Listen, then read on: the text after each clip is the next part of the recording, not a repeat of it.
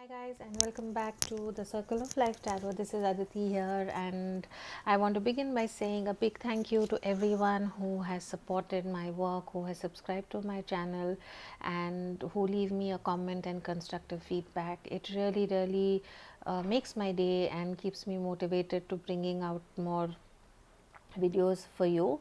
I also have an Instagram page where I put up a daily message. The aim of it is, just for all of us to try and start a day with positive attitude, on a positive note. So if you've not checked it out, please do go to Instagram and check Circle of Life Tarot. If you want me to put out some specific videos on some specific topics, do let me know and I'll try my best to get them out. From this month I'm going to be doing monthly signs, general reading, and what will happen in the coming month, and also with your love. So let's begin with what's in store for my friends who have the sun, moon, rising and Venus in Virgo. All right.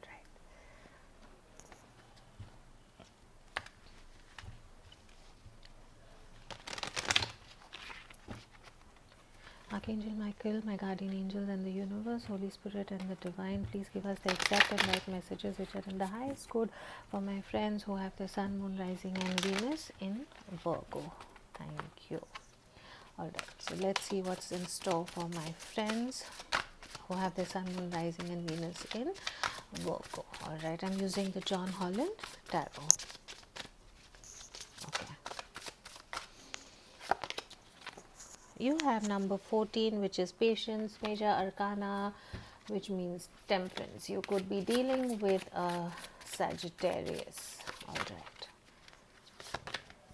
Another major arcana, number 4, emperor, authority. You could be dealing with a Taurus. All right. You have number 4 here, which is the 4 of cups, disconnect and boredom. You have the third eye chakra, which is number 6, and you have conflict and defeat, which is number 5, 5 of swords. All right. What do we have specifically for love and romance? We'll pull out 3 cards from the romance angels. Archangel Michael, guardian angels and the universe. 3 cards from my Virgos for love. All right, so you have honeymoon, enjoy the bliss of holiday time together. Okay. You have wedding. Okay. The situation involves marriage, and you have playfulness. To recapture romance, allow your inner youthful spirit of fun to shine. Lovely. So I think there's going to be a very big difference in what's happening general in your work and your life, other than romance. So let's see what's in store for my friends who have their sun, moon, rising and Venus in Virgo for love. What do my friends who have the sun, moon, rising and Venus in Virgo for love in the month of March? All right, let's see.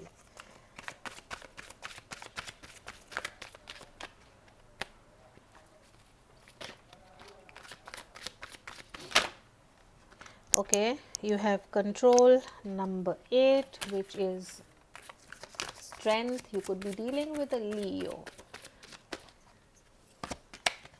Again a major arcana, which is the magician, which is the fool in the traditional tarot, which says trust. You have number 4, you have 4 of wands, which is really nice. Sorry, this is 4 of pentacles. Okay, which means open up. All right. Okay. You have the third eye chakra. All right, which is in both your general and your love reading. Okay. And then we have simply love, which is the 6 of cups in the traditional tarot. Why did these guys fall down? Okay, let's leave them here for a second. All right, so what I feel is for most of you, you could be dealing with a Taurus, or you could be dealing with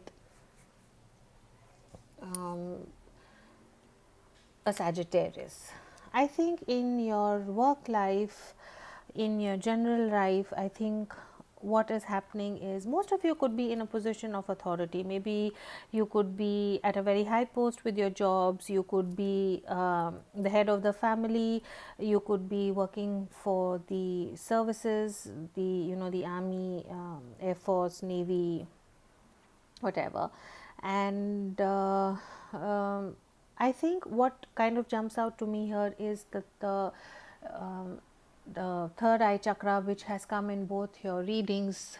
And for me, the third eye chakra is all about intuition, it's all about knowledge, it's about information, it's about um, you know being able to see what's inside and connected to the outside. So this also means some secrets, some intuition. So what you need to work really on yourself is the third eye chakra. I just want to read it out for you and clarify exactly what the third eye chakra here means, because it's come twice for you. So just let's see that. Just give me a second, guys. uh, Third eye chakra 163.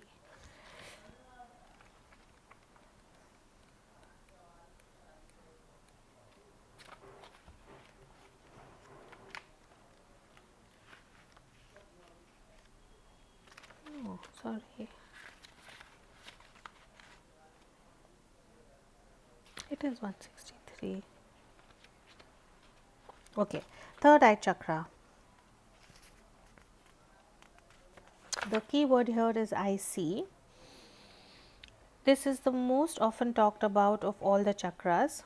The clairvoyance, inner seeing intuition, the higher levels of consciousness are all associated with this energy center. Found between your eyebrows and just above the bridge of your nose, it works closely with the throat and crown chakras and will assist you with your psychic and intuitive inner guidance. To balance the third eye chakra, I recommend that you practice walking, meditation, breathing work, yoga, tai chi, visualization, and color therapy. Don't just focus on this chakra as part of your development, as it's important to remember that they should all be in balance in order to work in unison and harmony. All right, so third eye chakra here is all about intuition, it's all about knowledge, it's all about things that you can't see, going with your gut feeling. All right, so you begin with a major arcana here, which is temperance, which is patience. Now in the traditional tarot, the temperance means controlling your impulse. It's more about doing what is right. Temperance is leveling up, just judging the waters. It's about also maybe letting go of abstinence from intoxication. And then you have authority. So for some of y'all, maybe y'all are in a position of authority, and y'all are y'all are put into a position where you need to control the people around you, uh, who are probably not behaving, who are not probably at their best behavior, which is kind of leading to conflict and despair. What this also means to me is that you have probably been pulled out at work because of some things that were not done right from your part. What I see is overall is that there is boredom. You are extremely unhappy with what is there in front of you, and you're hoping and wishing that there is something, you're looking for something better than what is there in front of you. And which is leading to a lot of conflict and despair. Five of swords is being in an argument or being in a fight where you will do anything to win. Yeah, but even after you win, you're not happy, because it's like you've won a battle but you've lost the war kind of a thing, where it's a shallow victory. And I think some of you all may have some arguments or uh, some conflict with people in authority. So just keep and watch for that, because in the end it's going to just leave you feeling a lot of despair, a lot of unhappiness. And so you have the eye chakra here, which is telling you that before you take any action, before you do anything, please think, have patience, and please think whether it is the right thing to do. Go inside and intuitively think, what is it that I need to do in this in this situation. With disconnect and boredom, I think that you are in a very maybe secure job, or you are in a very comfortable place right now, where it comes to your materialistic materialistic area of your life. But you're just putting your back towards it, because obviously if you see in this card, there's probably a rainbow shining outside. You can see the rainbow colors here. It's beautiful outside, but this person has just turned its back towards it, because the person still wants something more, or still wants, hoping for something better. So maybe this is a sign from the universe. The universe is probably trying to tell you that what you have is enough, what you have is good enough, and you don't need to want for something more. Which also then resonates with conflict and despair, is uh, maybe you're expecting too much from, if you're in a position of authority, and this is a situation either with your students or at home or even at work. Maybe you're expecting much more from your colleagues, from people at work, or even the way things are done at home, which is leading to conflict and despair, which is it's more of what I want and get it done, than being fair in the situation. Now, this could be vice versa. This could be the energy of the other person who's behaving this way. But somewhere I feel that you need to exercise patience. Yes, there is authority. So if you are the one who is in the position of authority, I think you need to exercise patience. Go with your intuition and treat your subordinates and people at home with a little bit of gentleness, because just getting into fights based on ego is just going to lead to a lot of despair. Please check, have an open conversation with yourself. Why is it that I'm feeling restless, or why is it that I'm feeling bored, why is it that I'm feeling stagnated, and see how you can help yourself to get out of it. The third eye chakra asks you to meditate, exercise, ground yourself. So I think that would definitely help you. In love, what we have again is the third eye chakra, but you have six of cups, which is a soulmate card. So you are definitely dealing with a soulmate here. All the three romance angels here tell you that there could be a wedding in the near future, and also a phase of honeymoon. Now, for those who are not looking to get married, you would be probably taking your relationship to the next step, or maybe you plan to go on a holiday together, or maybe you would want to spend some quality time together. Strength here, strength and trust here shows to me that this is a sign of infinity. It is conquering or embracing your fears. This is showing courage. This is probably showing your ability to accept what you can't change, and change what you can. And so if you are looking for love, or if there's someone that you have set your eyes on, you are going to overcome the fear of approaching the person, and you are going to take the leap of faith. You are going to believe in yourself. You're going to take the leap of faith, and you're going to go ahead. Now, for me here, the Four of Pentacles, which is open up, means that it's you will go through a phase of opening up to your partner and sharing love. You can see all the for me, this red kind of is representing love. Four also means stability. It means foundation. So maybe you are hoping that you could have something more concrete, something more stable, something more like a firm foundation where you're not looking just for a fling or just an affair. What you're hoping for is some sort of a long term stability with your partner. um, your partner, your soulmate could be someone who you know from your childhood, who probably you grew up with, somebody from college, somebody that you know now, or either from the past life, because this is the card of the soulmate. And